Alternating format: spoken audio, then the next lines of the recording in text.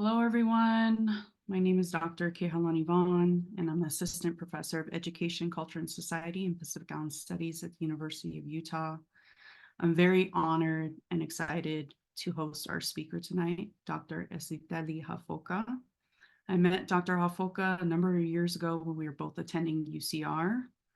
And while we were there, she worked a lot with a PISA organization where she established a high school outreach program and also fundraise for an annual college scholarship. So she not only is a brilliant and caring individual in person, but she really was encouraging Pacific Islanders to pursue higher education. She then received a bachelor's of arts in religious studies and ancient history from UCR, and then continued her education at Stanford, where she received an MA and PhD in religious studies as the first Tongan to graduate with her doctorate from Stanford. Dr. Hafoka will be presenting some of her research from her dissertation tonight. And on behalf of Pacific Island Studies at the University of Utah, once again, it's an honor to have you. And I would like to turn over to Dr. Hafoka. But for our attendees, after she finishes her presentation, there's a Q&A box, and we encourage you to put your questions in there. Thank you. And I'll turn it over to you. Hello, Dr. Kehal Vaughn. Malolele, like Kehal said, my name is Esiteli Hafoka.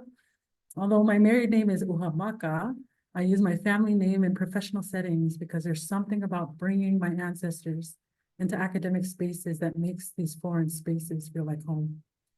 Part of that grounding is sharing with you my roots in the island of Tongan. So my father, Daniela Hafoka, comes from Fakakai in Fakatava, in Vahe Ha'ano and the Ha'apai group, but he was born in Longomapo, Vava'o, and came into adulthood in Vainu. My mother, Latu Fuipeka Halaofia, is from Gaunoho and Koloa in Vava'o, but was born and raised in Lotokolo. I'm married to my husband, Vainga Uhamaka, whose roots stretch back to Vautu'u and Holonga. We have two beautiful daughters, Sinakilea Kolotile and Latu Fuipeka Halaofia, and I have a bonus son, Apolosi Moala. We live in the indigenous lands of the Yachikumi and Miwok in Stockton, California, where I was raised since the age of 7 and call home. I'd like to begin by giving thanks to the Utah Pacific Island Studies program for inviting me to share some of my research tonight.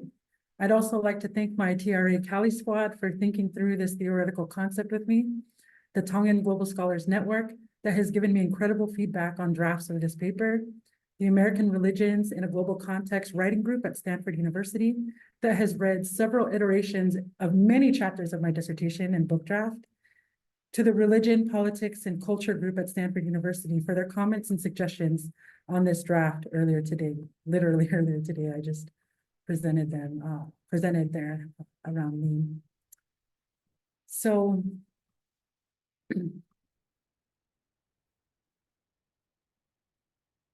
the title of my talk is Angafakafonua as Tongan Religio-Racial Identity. I'll start with a quote.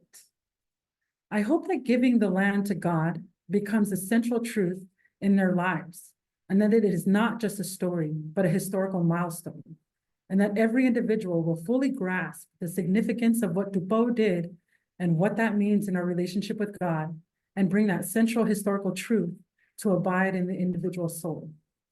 I believe that if this story is ever purged from our history, it will be a profound loss of the very core of our identity as Tongans.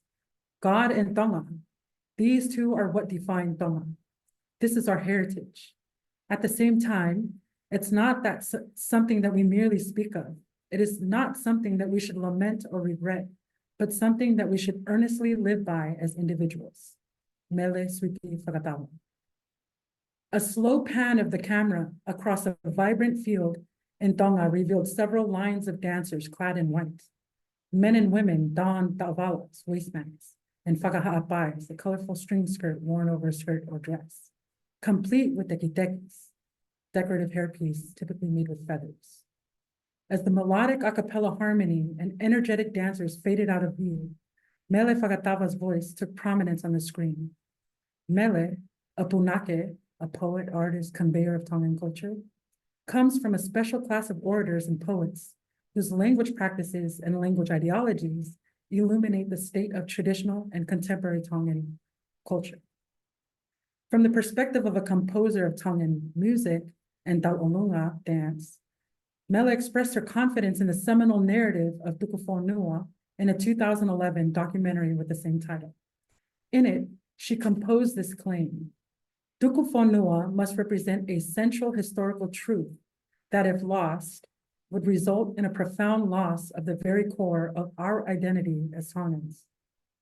Located near the center of the South Pacific lies approximately 150 islands, of which approximately 36 are inhabited. These islands are divided into three groups: Ha'apai, Tupou, and Vava'u, which make up the sovereign island kingdom of Tonga. Mele indicated that purging Tongan history of Tuku Fonua's legacy would result in a profound loss for Tongans. Near the Vava'u capital of Neafu, the recent Christian convert, King Tupou I, gave to God the gift of the island kingdom of Tonga, for God to be the protector and guardian of his people. Tuku Fonua, literally meaning to dedicate the land, was the name given to the momentous occasion.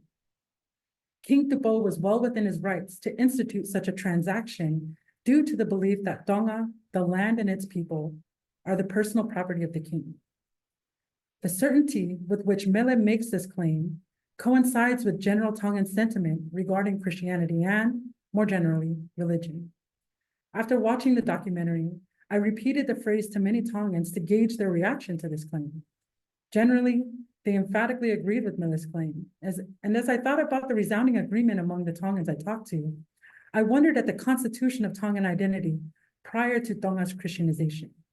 If Christianity is at the core of Tongan identity, then what constituted Tongan identity prior to the introduction of Christianity? Of all the islands in the South Pacific, Tonga's unique and rigid social structure survived the colonization of the Pacific. Edward W. Gifford observed the importance of hierarchical relationships which govern every aspect of Tongan life, from interpersonal relationships to food, language, and material culture. Tongan societal stratification ranges from the highest, the Tu'itonga, the king of Tonga, to lowest, Kainangafonua or Tu'a, commoner, since the reign of the first Tu'itonga, Aho'etu, in the 10th century. For Tongans in the 18th century, just before the introduction of Christianity, at the core of their identity was social rank and hierarchy. Mele's statement points to the central feature of Tongan identity, which predates Christianity, and highlights Tongan obeisance to the throne. However, the introduction of Christianity provided Tupou the opportunity to seal his fate as ruler. By testing the Tongan gods of the old religion and subsequently destroying temples and monuments of the old religion, Tupou justified his right to rule as both religious and cultural. He became king when he assumed all three chiefdoms, the Tu'ikanapolu, which he was entitled to by birth, the Tu'itonga, and the Ha'atakalawa, both of which he took by force. His position at the top of the social hierarchy provided him with the influence necessary to secure support from allies ranked lower than him in the social rungs, while his religious fervor for furthering the Christian missionaries' goals of conversion in Tonga bode well with the commoners. Tupou's Christian conversion mandate, Tuku Fonua at Powono, bolstered the veracity of Christianity for Tongans following Tuku Fonua by reassuring commoners and chiefs alike that Tonga would be protected by God and not some Western empire. Tuku Fonua occurred at a pivotal moment in Tongan history. Tupou maneuvered through the bloody civil war and the consolidation of the chiefdoms by declaring Christianity as the national religion of Tonga. By both informal decree and leading by example, the complex interaction between Angafakafonua and religion created a brand new Tongan identity. And in my presentation today, I tease apart this intersection to identify the ways in which Angafakafonua and a Victorian-era Methodist iteration of Christianity came to constitute the core of Tongan identity. Moreover, I will analyze the continuity of threads, which I argue are religion and Angafakafonua at the turning point of Tonga's historical timeline, Tuku Fonua. To illustrate the transformation of Angafakafonua into what I call Tongan religio-racial identity, Not only do these threads survive in the diaspora, but they also constitute a point of contention in acculturation and assimilation processes for migrant Tongan communities.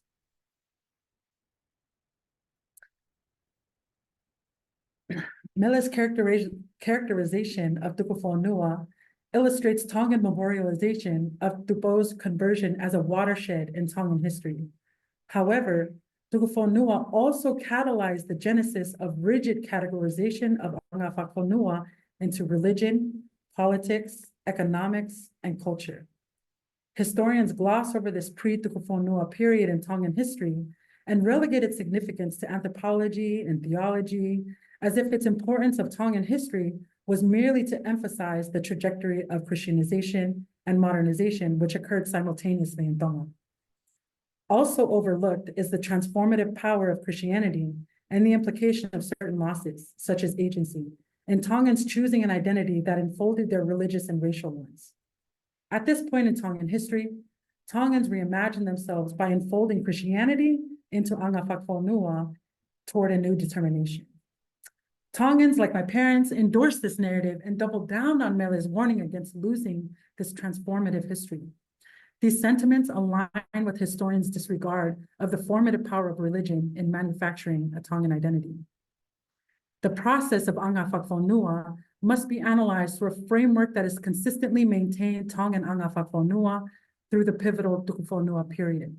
This framework, which I call the Fakatava method, considers the long-standing Tongan practice of the Fakatava and the continuation of this practice in the diaspora as a thread connecting Tongans in the 21st century to their origins in the 10th century. My Fakatava method captures the ways Tongans and Tongan religion reinforces other aspects of the Tongan social structure. The Fakatava is a 1,000-year-old Tongan practice, which literally means to make taboo. It is an inclusive prelude to a formal Tongan speech that identifies individuals within the Tongan social hierarchy in a vertical and horizontal fashion. In the example above, here on the screen, the Fakatava acknowledges the placement of individuals in the social hierarchy, which makes the individual tapu. This making infuses, at the same time, an individual and an idea with mana, power or spirit, and clears the way for the orator to continue with his or her speech following the cultural protocol of Fakatava. Tongans acknowledge that a failure to observe tapu results in chaos within the social order, and this belief has carried through over 1,000 years of Tongan oratory practice. The Fakatava, or the prelude to a malanga, public speech, which is typically performed at places like the church, is a hierarchical formal address made in metaphorical prose prior to speeches to recognize first the gods, the kings or high chiefs, the priests, the nobles, and lastly, the commoners, and everyone else. Dr. Siwa Laftani refers to the Fakatava as having a vertical and horizontal structure, which addresses all of these layers of the society. And most importantly, the horizontal fashion, which is inclusive, it includes everyone. The orator refrained from naming the gods, but instead referred to their achievements and gifts as identity markers. As a prelude to a formal speech in ancient Tongan practice, a Fakatava recognizes people in order of their perceived cultural capital. Typically, the Tuitonga, or the king, held the premier position in the Fakatava. He was allowed by the highest ranking female, he was followed by the highest ranking female of the line of the Tuitonga, who arguably socially outranked the king, but held less cultural capital for her finite political power. Then in this order, a list of the high-ranking chiefs, talking chiefs, religious intermediaries, and the collective common people in attendance, not individually named. Rather than addressing the succession of figures listed directly, metaphorical characteristics detailing widely understood characteristic markers sketch the outline for each person or entity mentioned in the oration.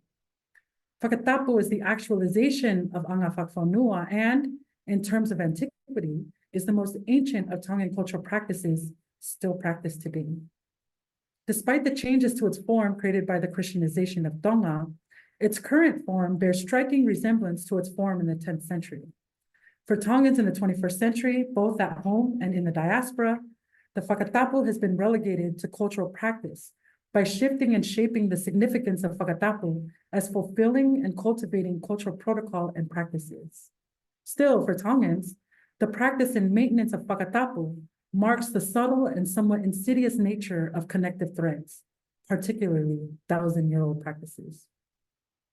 Through the Fakatava method, I acknowledge principal features of Tongan epistemology, mainly that cultural capital shaped Tongan ways of thinking and later, Tongan Christian ways of thinking. My approach, which acknowledges the cardinal genealogy of Tongan identity production informed by cultural capital, accompanies the overall claim that my work makes in ways that Hufanga Augustino Mahina designates as harmonious, or a key concept of Tongan art. First, my Fakatava method identifies people, places, and events in Tonga and Tongan American history. It then calculates cultural capital and locates people, places, and events in successive and prevailing order of cultural capital. This method then provides historians with the Tongan method of examining cultural, political, and economic impacts on religious and racial identity formation among Tongans at home, and important for my work, the American diaspora. In an economic fashion, my Fakatava method outlines the surplus and deficit of cultural capital between Tongans, both at home and in the diaspora. The four core values, the Fakave which include ofa, love, Fakaapa-apa, respect, anga Fakatokilalo, humility, and tauhiva, which is listed here as gratitude, but it goes so much deeper than gratitude. It's maintaining good relationships with those around you. Mom, mommy, mom, Sissy, can you mute it? Sorry. mom. Can someone mute? Thank you.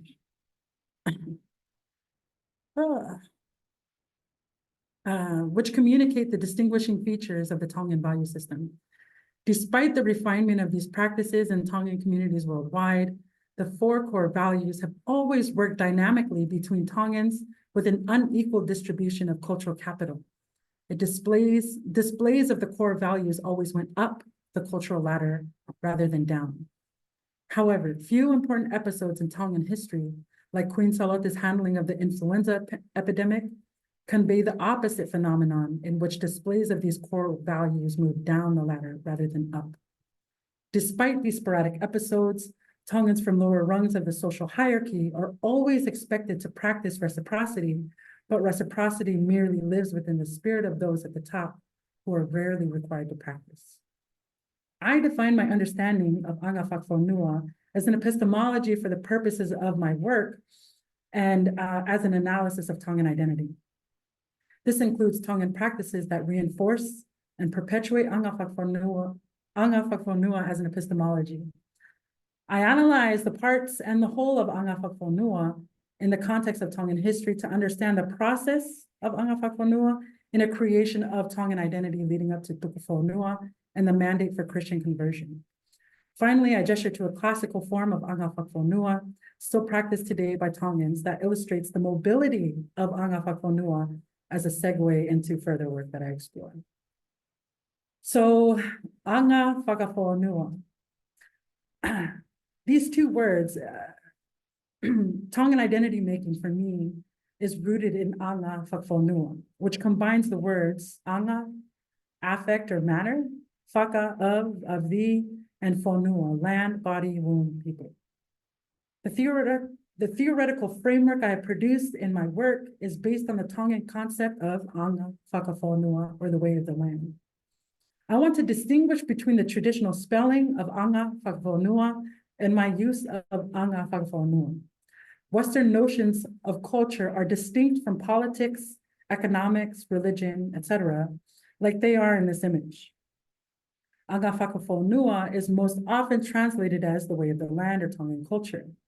I prefer to think of Angafakafonua, two words, as Angafakafonua, one word.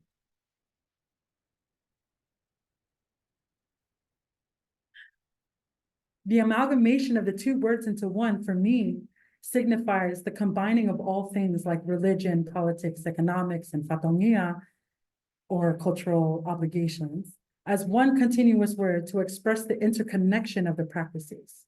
I understand the process of Angafakafonua as a constellation of cultural practices that incorporates social, political, economic, religious, et cetera, practices and ideologies into an amalgamation of general Tongan epistemology.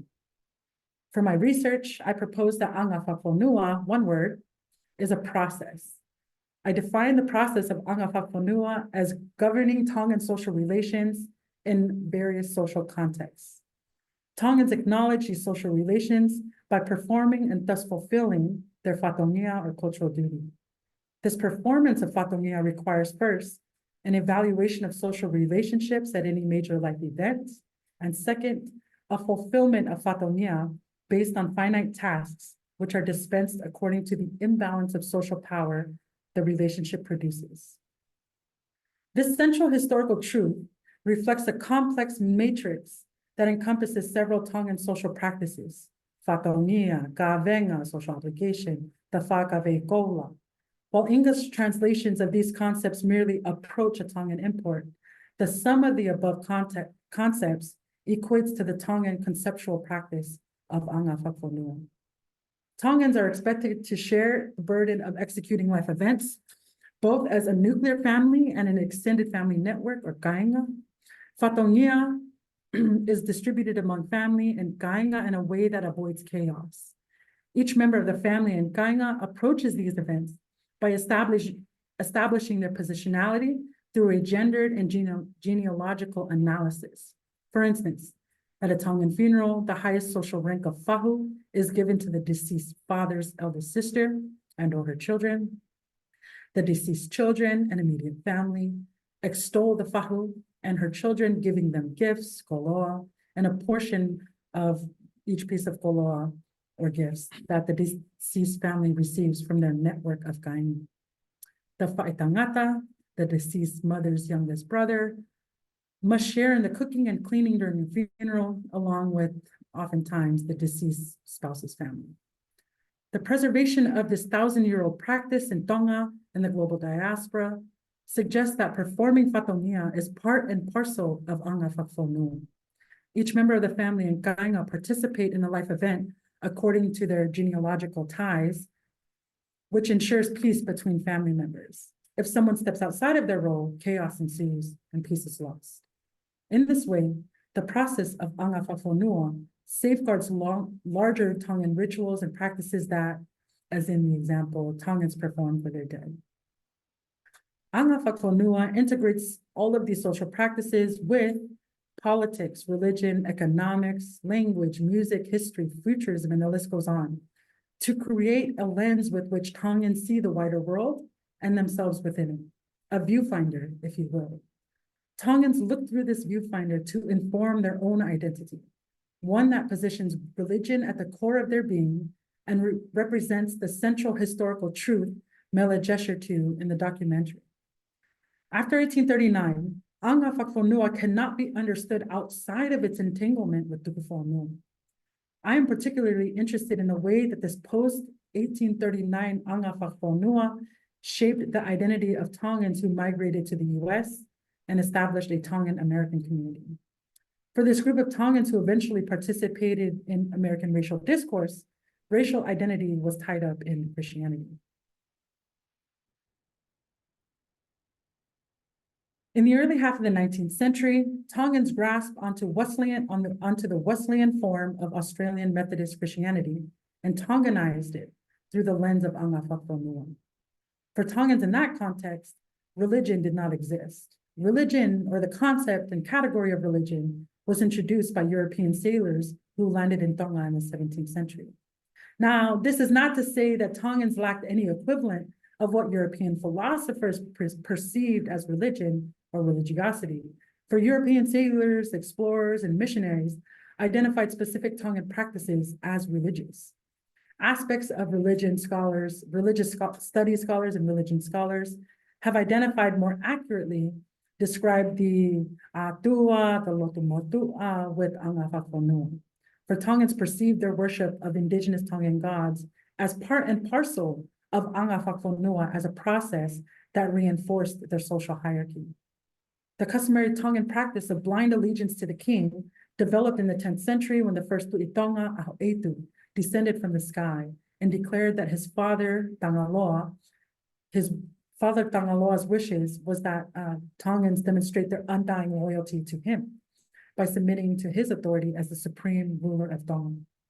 Ahoetu's rendezvous with his father in the heavens was curtailed in a violent and murderous plot by his brothers, who envied Ahoetu's skills, intellect, and receiving favor from their father.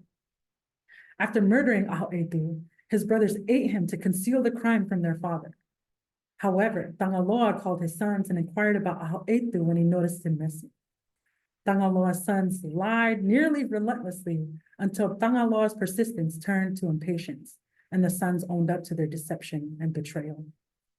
Tangaloa demanded that they each vomit into the kumete, the kava bowl, and the brothers regurgitated every bit of matter that they had in their stomachs into that bowl, and Tangaloa chased them away and covered the bowl for 3 days.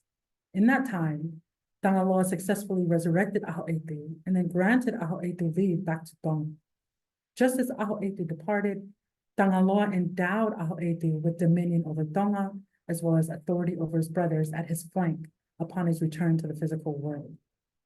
Ahoetu's deified status afforded him constant loyalty from Tongans, who marveled at the command a demigod had over full-blooded gods.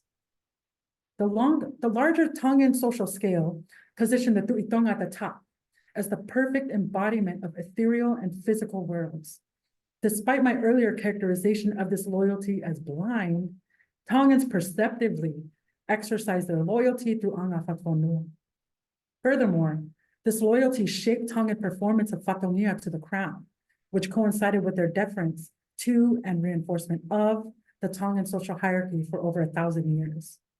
Ahoetu ruled over Tonga both temporally and spiritually for 600 years until repeated assassinations and assassination attempts committed against the Tuitonga's descendants led Tuku Fonua Fekai, the 24th Tuitonga, to install one of his brothers, Mo'unga Motua, to the temporal seat of power known as the Tu'i Ha'atakalawa in 1500. The separation of the temporal and spiritual rule between the Tuitonga and the Tu'i Ha'atakalawa maintained conservative peace until the 6th Tu'i Ha'atakalawa Ngata assumed temporal power to create the final ruling dynasty, the Tu'ikanapolo dynasty. Succeeding a prolonged bloody civil war that spanned through the first half of the 19th century, the last Tu'ikanapolo, Taufa'ahau, who later became King Siausi Tupou I, consolidated the three dynasties and captured the seat of power in Tonga, which continues to reign in Tonga into the present day. Upon his descent from the heavens, Ahoetu and his brothers established the first dynastic ruling era in Tonga and established a social hierarchy with social and political power concentrated at the top. Over the next 800 years, Tongans continued to support and acknowledge the Tu'itonga as deity. From that point into the 20th century and the present, the conversion of King Tupou resulted in the manufacturing of a new Tongan identity, one that incorporated Methodist Christianity as an additional element to Tongan Angafakafonua. Despite historians having detailed the significance of the dynastic rulers of Tonga and the transformation of Angafakafonua since the introduction of Christianity, and they've yet to draw a connection between Angafakafonua and identity formation.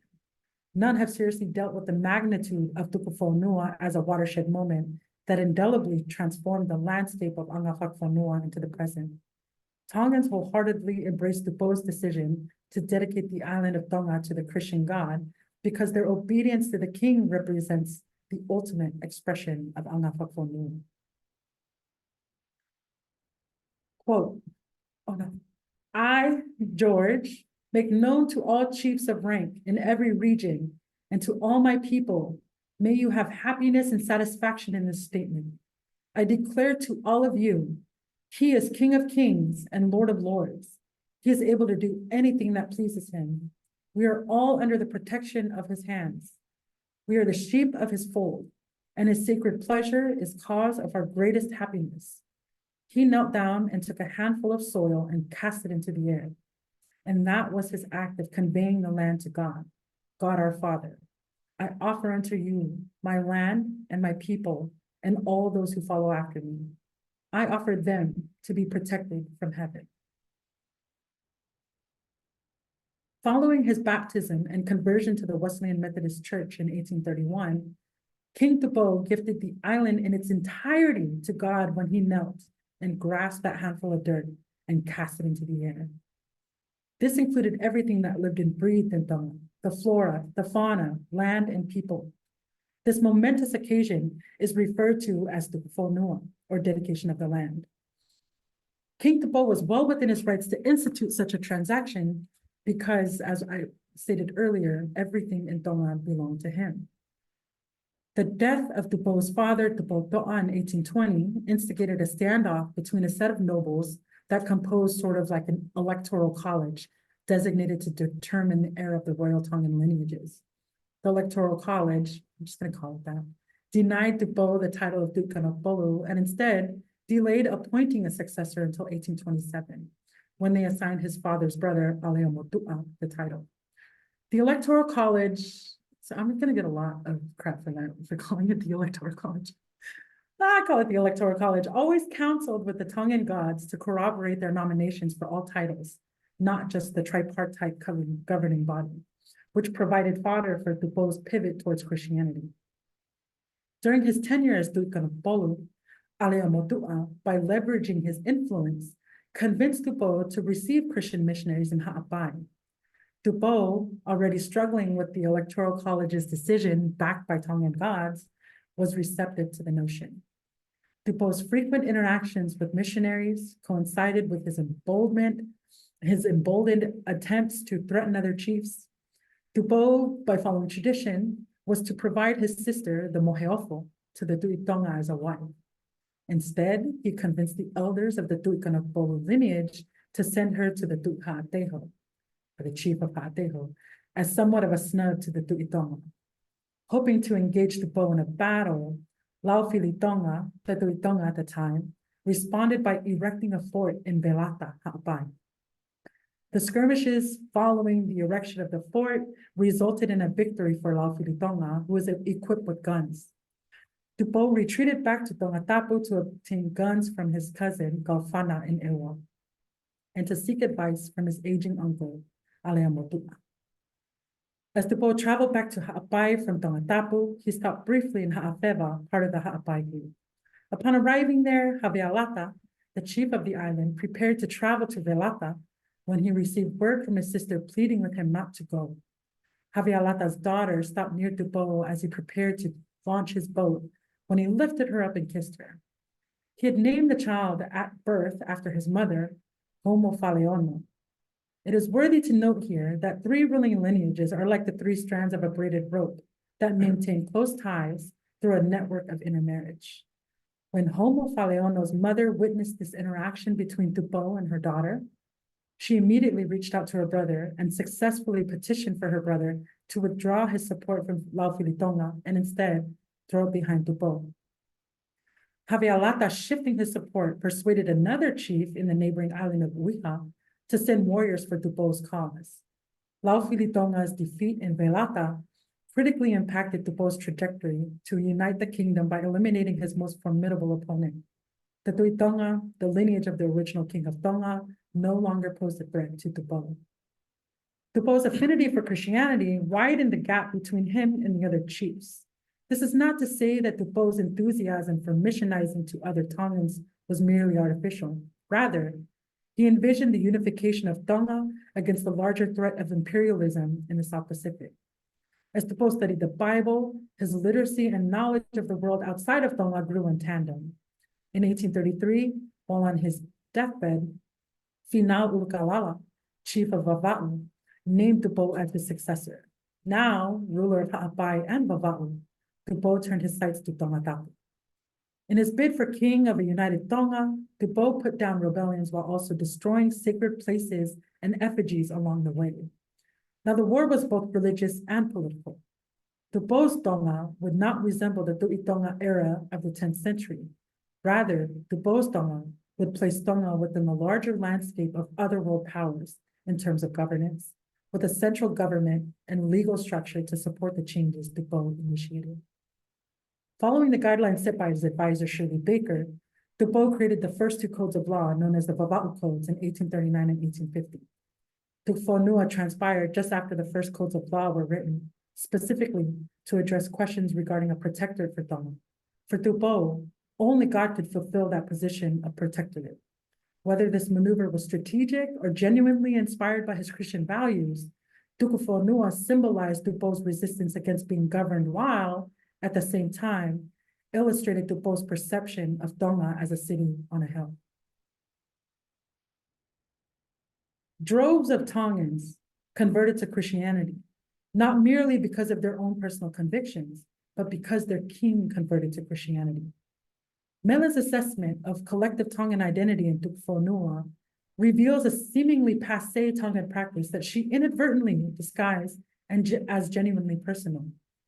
Her raw conviction regarding Tupou's wisdom and forethought was indeed incredibly Tongan.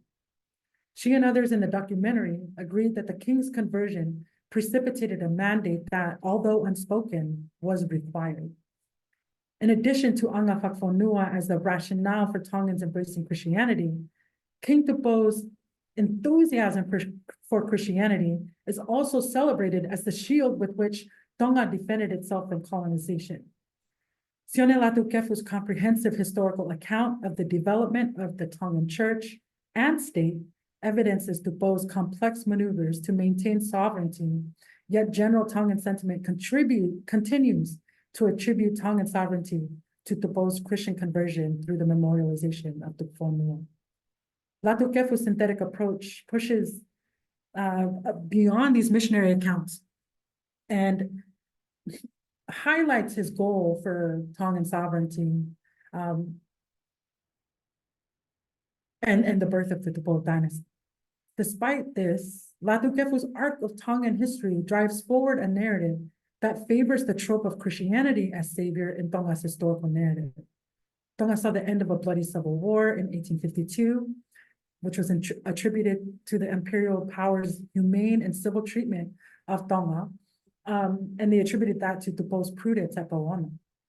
With a preponderance of cultural capital gained through inheritance and military prowess, Tupou operationalized Tongan Angafakafonua to combat any hostility over this mandated conversion. The narrative of Tuku Fonua is never read as an individual loss of agency. Rather, it upholds a 1,000-year-old system that both subtly and explicitly represent Angafakafonua. In Tonga, there's a saying, "Fialau na ke kafataha," which means it is not at all surprising, for it was created from one strand of kafa, or Senate rope. This metaphor refers to the way one long kafa, or Senate rope, is used to lash the beams in an entire Tongan house, fale. It is not at all surprising that the structure of the fale is secure because there is one single kafa holding it all together. Tuku Fonua occurred outside of a Tongan fale in Vava'u, in the modern capital of Niafu.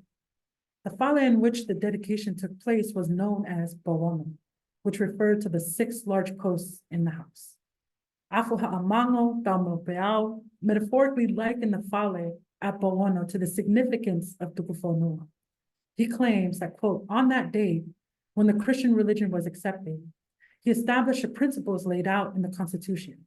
The single strand of Senate cord with which the king lashed the country together was the Christian faith. Taumopeau is clear.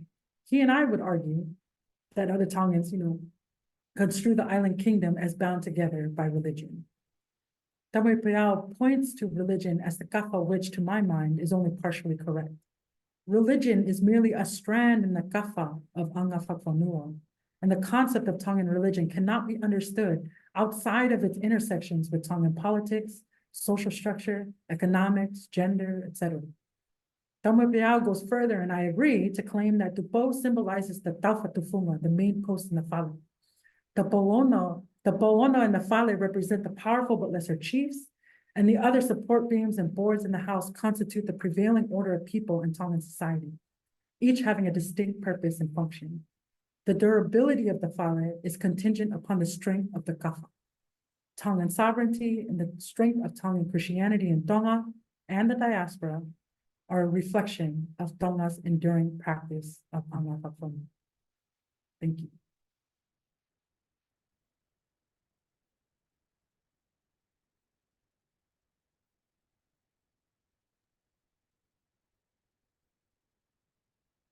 Thank you, Dr. Hafoka, for your amazing talk. And as we generate questions in the Q&A box that our attendees can put in, I would like to also introduce Dr. Miley Arvin, who will be co-facilitating the Q&A, who is the Director of Pacific Island Studies. So as we wait for attendees to put some questions in the box, I just kind of want to start with Dr. Hafoka. How did you come to this topic? Thank you, Dr. Vaughn. That's a great question, and I think it's you know, I didn't. It's not a story where it's just kind of like boom, you know, this thought comes up in my head and I just Angafakafonua. No, after years and years of thinking through the way that religion has impacted not only Tongans, the island of Tonga, and those here in the US, but like how it has affected the way that we understand Tongans and Tonga and the diaspora, and like even the way that we read history. It was not necessarily reading against the grain, but like kind of a pushback and identifying the ways that people who are not from Tonga have written about Tonga and they've gotten it wrong.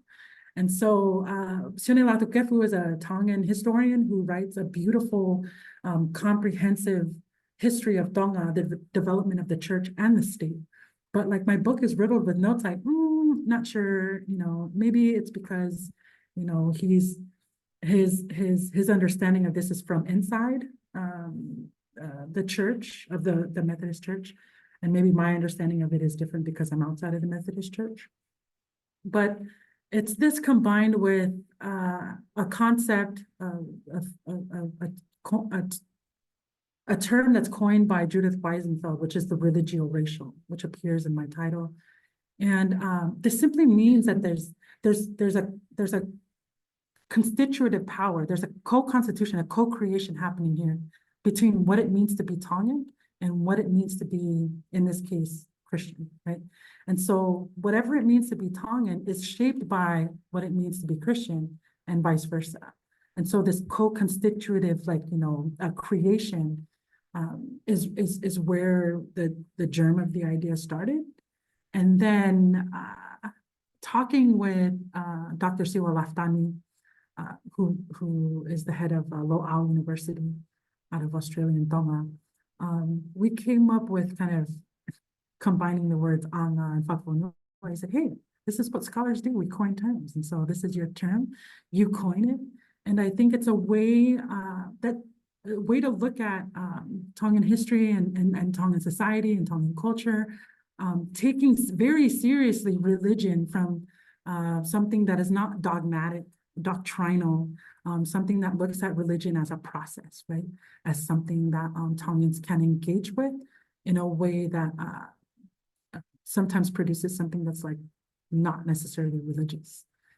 And also it comes out of, you know, Michelle Tuivai's, Linda Tuivai-Smith's, I was thinking about Michelle, Linda Tuivai-Smith's decolonizing methodologies, right?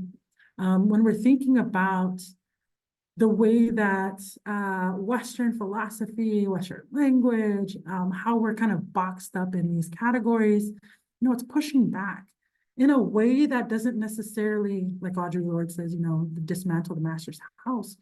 It doesn't tear it down, but it gives us a different way to talk about things, right?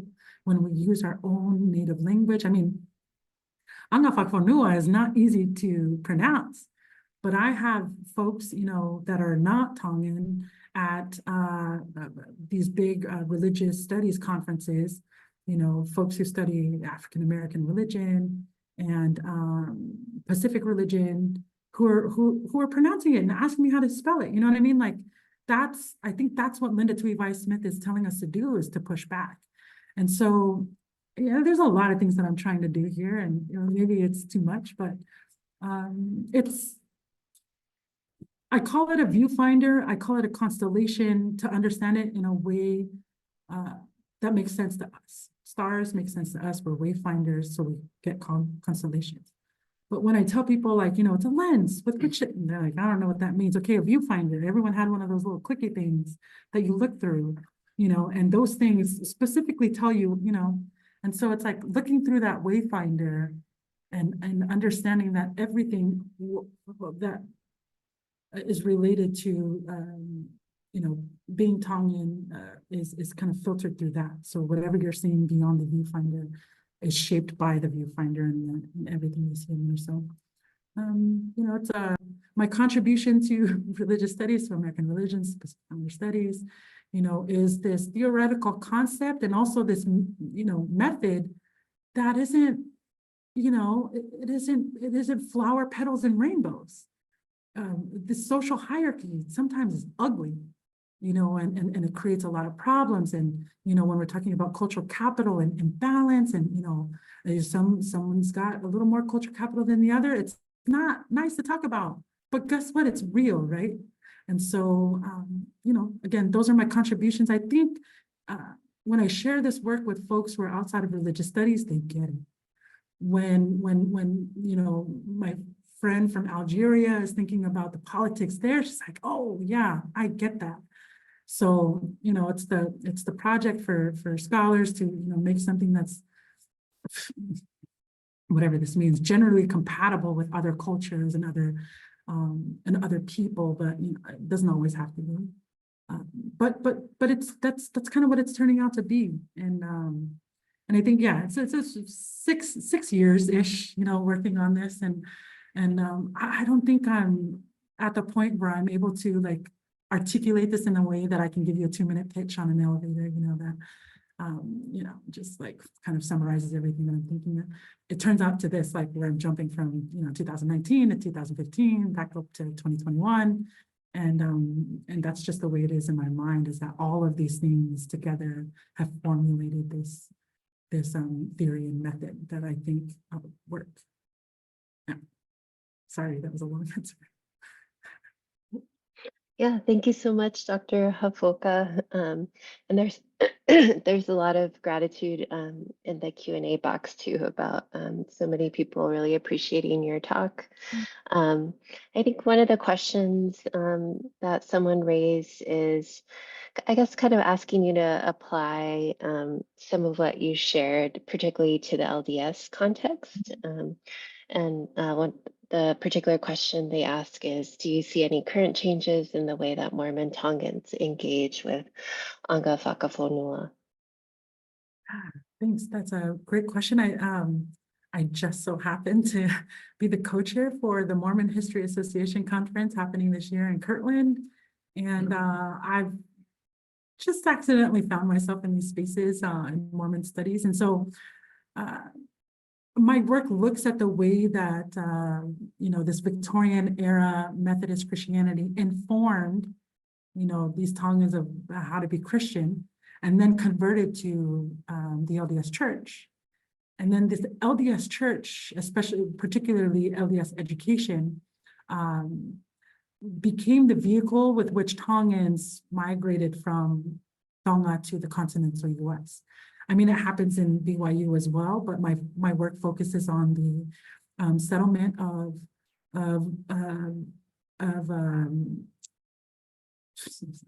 see, this is where it's like my great uncle, or my granduncle, my grandfather's brother, and Saya Lavulo, Ivini Halafia and Saya Lavulo traveled to Ricks College in 1955. And so they're there in 1955, they transfer to BYU and Utah State respectively, and then become kind of the community builders for everyone. So the interesting thing I think here with Angafakafonua and the LDS Church is that the LDS Church is not unmarked, right? Like, to be Mormon, to be white, especially in Utah, we can argue that it's a theocratic state. there's a way in which LDS white Mormons in Utah see themselves in the world and understand the world around them. And so that's the particular version that Tongans are interacting with in the 1940s, 50s, is this like very ultra white version of Mormonism. And I'm not saying that, you know, whatever it means to be white is something that naturally came to Mormons. No, they had to fight for that whiteness, right? And so there's this kind of othering that happens with the LDS, the members of the LDS church, and they're depicted even in political cartoons as Black. And so there's this kind of blackening because they're being othered, and then this whitening that happens between 1930 and 1950. And so that version of the LDS church that Tongans interact with in the 1950s is finally we're white LDS people in Utah. And so those Mormons are teaching the Tongans who recently migrated to Idaho and Utah, Logan and Provo. They're teaching them how to be American. And so for Angafakafonua, whatever it means for these Tongans who come and initially settle, they're learning how to become American by becoming Mormon American, if that makes sense, right? And so that's an added layer to this viewfinder that is first Angafakafonua, and then Angafakafonua after Tuku Fonua, and then now we have another layer of that lens as 1950s era version of the LDS Church and whiteness. And the fact that, you know, Tongans were given the priesthood powers in 1938 when, you know, that wasn't the case for African Americans in the US, it shows you something, right? And then you have the kind of theory that, you know, Pacific Islanders or Polynesians specifically are descendants of the tribe of Naphtali, right? They're written into the book. They become people of the Book of Mormon, right? And so it's really interesting to see, but for sure, I think that the LDS worldview and that epistemology is specifically the 1950s version has shaped not just communities of Tongans in Utah, but communities of Tongans in the continental US. So I hope that answers your question. I mean, there's a lot more. We just published an article on the legal fiction of the Tongan Crip Gang. That's what Leilani Ginikini calls it, and that in a RICO indictment. And so I'm looking at how the theocratic state of Utah, with, you know, just under 90% of the legislators in the state identifying as Mormon, as LDS, how that shapes the way that the states, you know, in kind of colluding with the federal government, how they have attacked that Tongan community in 2010. So there's that. But yeah, I could go on for hours about this. And if you come to Kirtland, you can hear my paper about this migration and settlement in the Utah Valley. So. Thank you, Dr. Hafoka. We have another question about your methods, considering that Tongan, you know, culture seems to be very oratory. Did you have to do a lot of interviews for this project or for this research? Yeah, I think most of this research came out of 2 years in my Tongan language course, right? And so the fact that I'm learning about the Fakatava in the Tongan language course tells you everything that you need to know about how you learn language, right? You don't just learn language kind of just directly with like nouns and verbs and adjectives. You know, you're learning kind of the contextual history, the creation of the etymology. It's deeper than etymology, right? There's like a feeling that's associated with certain words. And so when Dr. Siwa Laftani and I were going kind of through this ancient Tongan language segment of the course, you know, we had to look at the Fakatava, and we looked at the Fakatava, and this was like a version or a version of the Fakatava from like the 13th century. And to see that the structure of that Fakatava resembled Fakatavas that are, that people use today was striking to see that continuation.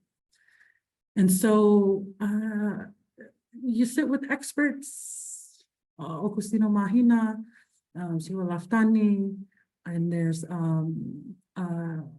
what's his name, Holosini, there's Inoka Hiwakao, there's so many experts out here, and you just sit in Talanoa with them, and you like figuring out that the Milenite Tamorfolao, who says, Tongans don't know what democracy is because democracy is not a Tongan word, so it's not infused with Tongan concepts from, Tongan language and things like that. And so it's just having those discussions. I'm incredibly privileged to sit in those spaces. I never thought I'd be there, and to hear from these experts. And so, yeah, it wasn't necessarily interviews.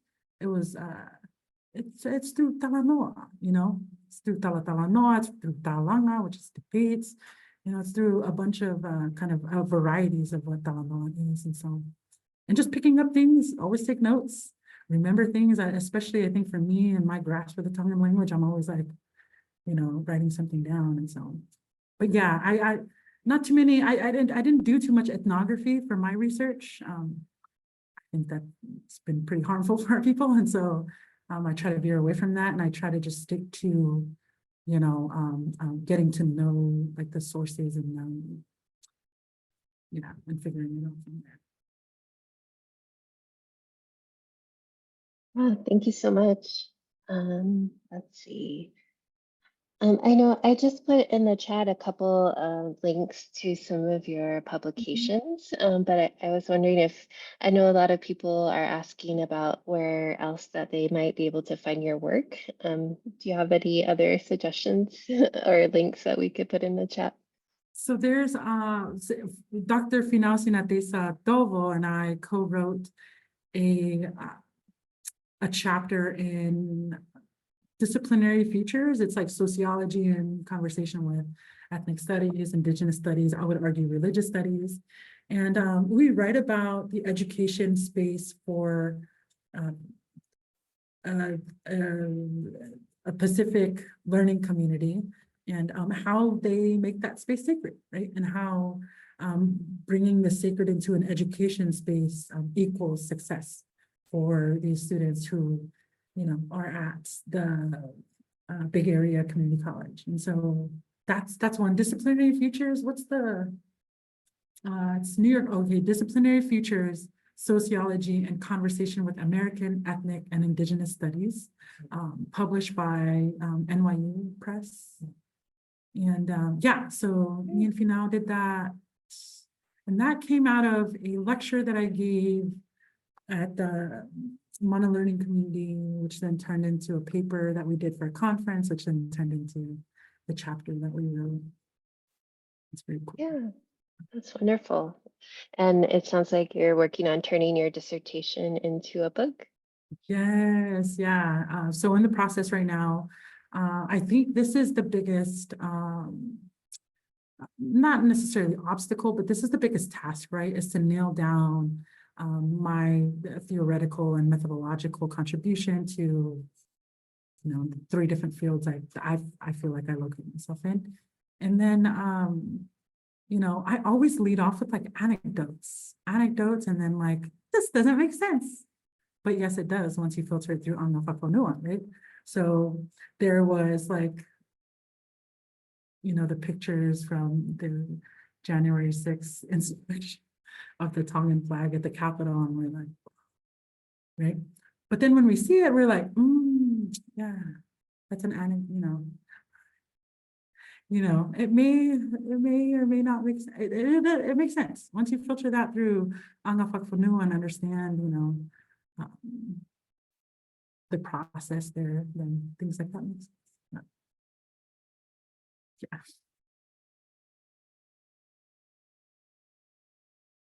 Thank you. I mean, a lot of gratitude for your presentation in the chat. I hope you take a moment to look at it before we log off. There is a question about, have you had the experience with utilizing this concept and working with Tongan youth who are struggling to find identity as they navigate a diasporic existence? You know, I think it's difficult for youth here in the continental US, because like me, you know, maybe their parents don't think it's necessary to teach them a language. They don't see the benefit.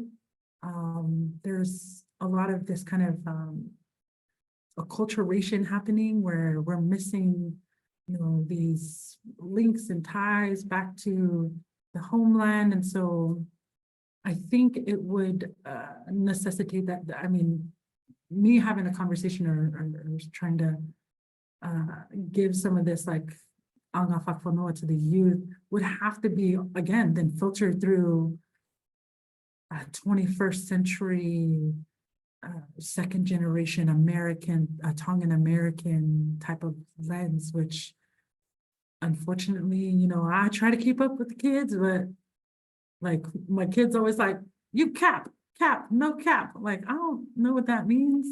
But it's just things like that. I think it's like, I think I can handle young adults, maybe, you know, first years in college, but and it's kind of embarrassing for me, you know, losing touch with that next generation. I think my kid would be second generation.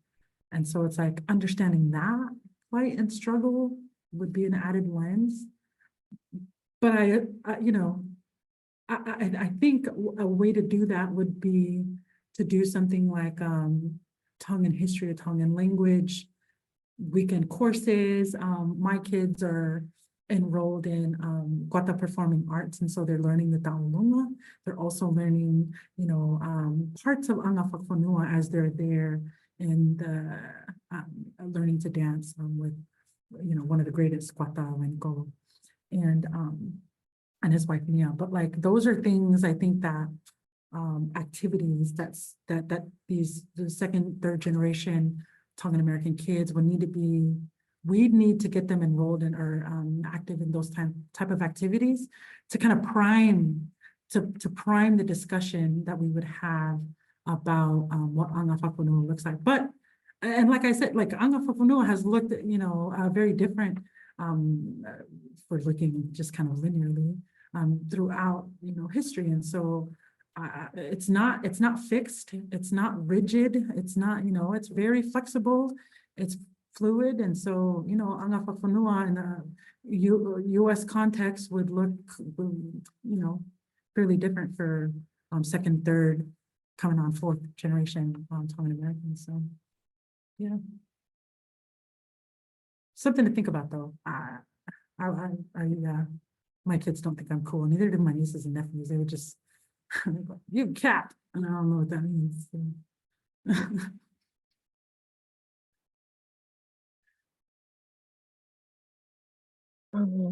Well, thank you so much. I'm trying to see if there are other questions or comments to pull out, but mostly it's all just love. So yeah, thank you so much. Are there any other kind of things you wish you had time to say that you didn't get to say during your presentation?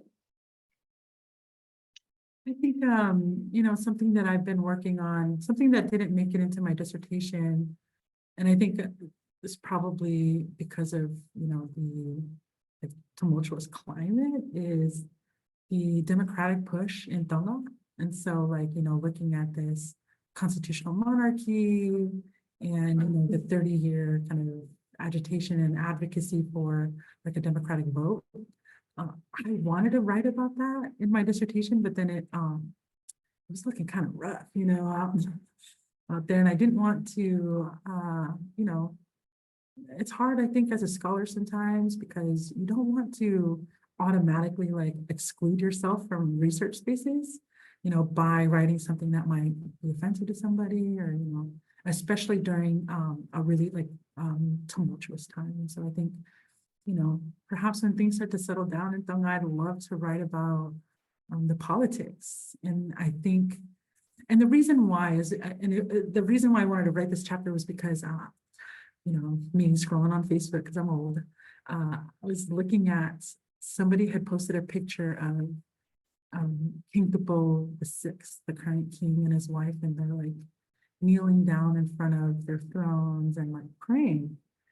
And I was like, oh, that's a sweet picture, you know. And then someone in the comments said, well, you know, if the prime minister, this is like maybe 5 years ago or something, if the prime minister prayed like that, our country would be in better shape or something like that. That's like, you know, a rough translation of, you know, what I said in Tongan. And I just kind of laughed, you know. And then I saw someone else, you know, comment below that, like, well, the prime minister does pray, just not in front of everybody or something like that, you know. But it was just like, you know, this seemingly meaningless conversation that's being, or this discourse on social media. But I'm like, they're debating someone's political prowess based on prayer, right? And so like, when we think about like religion, we're not just thinking like dogmatically, but we're thinking about, you know, religiosity, the way in which people practice their religion, or the way people talk about religion. You know, these are the qualifications. Do you pray? Will you be a good leader of the country? Only if you pray. And I'm not saying it's a bad thing. I'm not saying it's a good thing. I'm not like moralizing this, but I'm just saying that this is an interesting avenue to explore, right? And so, yeah, I think also coming out of religious studies, I always get asked, like, are you a pastor? And I'm like, you would not want to join my church if I was a pastor. Or maybe you would, because I would have, like, you know, the fun kind, you know, like blackjack and stuff. But yeah, I always get asked that, and I truly, you know, I enjoy studying religion, and because I think, you know, I was trying to understand myself. I was trying to understand my family and my people, and so, you know, no one in religious studies has gone down this way, and I think it's very strange when I hear people say, like, you're the leading expert in da, da, da, da, and it's only because I'm the only one. You know, it's maybe it's because nobody else thinks it's weird, but you know, I find that it's been incredibly rewarding, and I can also see that, you know, it strikes a chord with other people, you know. It's like we get it, you know. And so, yeah, so I just want to thank you all again, and thank everyone who came to the talk. It was so nice. Thank you, Dr. Hafoka, for an amazing talk and Q&A, and we look forward to your book coming out soon. Thank you, everyone. I think in the chat, Dr. Arvin has listed information about the articles that Dr. Hafoka has written on the subjects, and also about our program and future upcoming events. So please check us out.